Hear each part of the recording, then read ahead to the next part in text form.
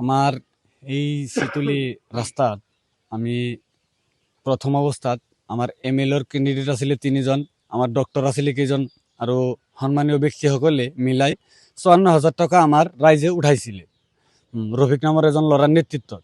তো লাষ্টত যাই আমি দেখোঁ যে ইয়াতে আকৌ আঞ্চলিক পঞ্চায়তৰ অনচোৰ্চৰ কিবা পইচা ধৰিলে 1 লাখ টকা আমাৰ ৰাইজৰ আগত তেওঁ স্বীকাৰোক্তি দিলে। দিয়াৰ পাছত আমি যেতিয়া বিভাগীয় কৰ্তৃপক্ষৰ লগত অলপ যোগাযোগ কৰাৰ পাছত আমি শুনা পালোঁ 2 লাখ টকা ইয়াতে স্কিম ধৰিছে। কোনো নেম প্লেট নোহোৱাকৈ বিল মোকলাইছে আৰু কাম কৰা নাই।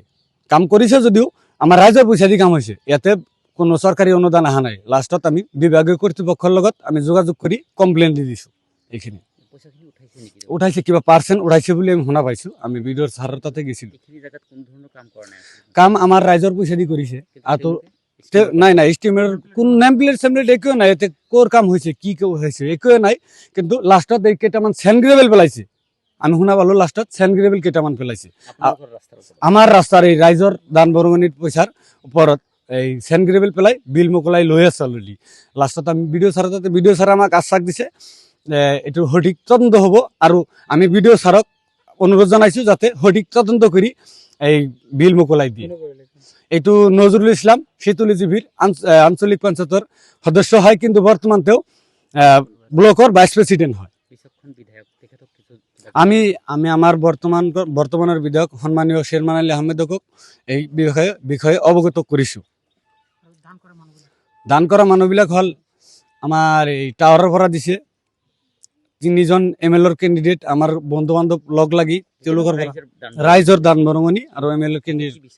এতিয়া সঠিক তদন্ত বিচাৰোঁ বিডিঅ' ছাৰ বা আমাৰ সন্মানীয় মুখ্যমন্ত্ৰী সন্মানীয় ডক্টৰ হিমন্ত বিশ্ব শৰ্মা ছাৰক আমি কাতৰ অনুৰোধ জনাইছোঁ এইটো সঠিক তদন্ত কৰি দিয়ক। বিধানসভাৰ ইলেকশ্যন আৰম্ভ হ'ল, তেতিয়া আমাৰ সন্মানীয় আব্দুল খালেক, ডক্টৰ হাফিজ ৰফিকুল, বৰ্তমানৰ বিধায়ক শ্বেৰমান আলী আহমেদ, তেওঁলোকৰ পৰা কিছু অনুদান আনিছিল আৰু আমাৰ ইয়াৰ লোকেল ৰাইজেও দিছিল। দি পেলাই আমাৰ ইয়াতে ভাঙাটো এজন মানুহৰ নেতৃত্বত ভাঙাটো মানে মাটি পেলাইছে। তাৰ পিছত আমি শুনা পালো ইয়াতে বোলে আঞ্চলিক ফাণ্ডৰ পৰা পইচা ধৰিছে। তেতিয়া আমি গম পালো যে ইয়াতে যিহেতু ৰাইজৰ দান বৰঙণিৰে পইচা দিয়ে ইয়াতে ৰাস্তাৰ কাম কৰিছে, তেতিয়াহ'লে আমাৰ আঞ্চলিক ফাণ্ডৰ কাম কৰোঁ। তেতিয়া আমি অফিচত গ'লো। অফিচত যোৱাৰ পিছত আমি শুনা পালো ইয়াতে প্ৰথমে কাউন্সিলৰে কৈছে 1 লাখ টকা, এতিয়া হৈছে 2 লাখ টকা। আমাৰ ইয়াতে দান বৰঙণিৰ কাম কৰিছিল, সেইখিনি কাম কৰাৰ পিছত ইয়াত কেইখনমান গাড়ী মাটি দি ওপৰত চেনক্ৰেল দি অলৰেডি কিবা পাৰ্চেণ্ট পইচা উঠাই লৈ গৈছে কাউন্সিলৰে। ৰাস্তাটো শীতলী জিবিৰ পৰা গোবিন্দ জিবিলৈকে কালেকশ্যন ৰাস্তা, আৰু সেইফালে মন্দিৰ আছে, আমাৰ মন্দিৰ চাৰ্কল অফিচ আছে, বিডিঅ' অফিচ আছে। আমাৰ গোবিন্দ জিবিৰ পৰা ৰেগুলাৰ তাত অফিচত যাব লগা মেইন ৰাস্তাই।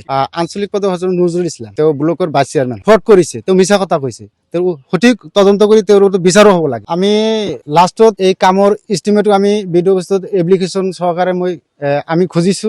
আমি ইয়াতে এখন সাধাৰণ সভা দিছিল ইয়াৰ ৰাইজে, তাত আমি উপস্থিত আছিলো। সেই উপস্থিত থকা ৰাইজে আমাক পঠাই দিছিল অফিচত যে আপোনালোকে তাৰ সম্পূৰ্ণ ডাটাখিনি লৈ আহক। আমি এপ্লিকেশ্যন সহকাৰে আমি বিডিঅ' ছাৰৰ তাতো দিছো, কিন্তু বিডিঅ' ছাৰ আমাক এষ্টিমেট দিয়া নাই। তাতে RTI কৰিব লাগে, তাৰ পিছতহে আমাক এষ্টিমেট দিব। কোনো ধৰণৰ তথ্য দিয়া নাই। এনে বিডিঅ'তে আমাক এষ্টিমেট দিয়া নাই। এতিয়া জড়িত আছে, যিহেতু আমাক এষ্টিমেট আমাক নিদিয়াৰ কাৰণ কি, তাতে কিবা লুকাই আছে। আমি কোৱাৰ পিছতো অফিচাৰসকলে আমাক এষ্টিমেট দিয়া নাই, ইয়াতে কিবা লুকাই আছে তাৰ অফিচৰ মাজত জড়িত থকা বুলি পুৰা সন্দেহ হৈছে। গতিকে আমি চৰকাৰৰ ওচৰত দাবী জনাইছো, আমাৰ সঠিক তদন্ত কৰি আমাৰ ইয়াতে গোটেইখিনি টকাৰ কাম হ'ব লাগে।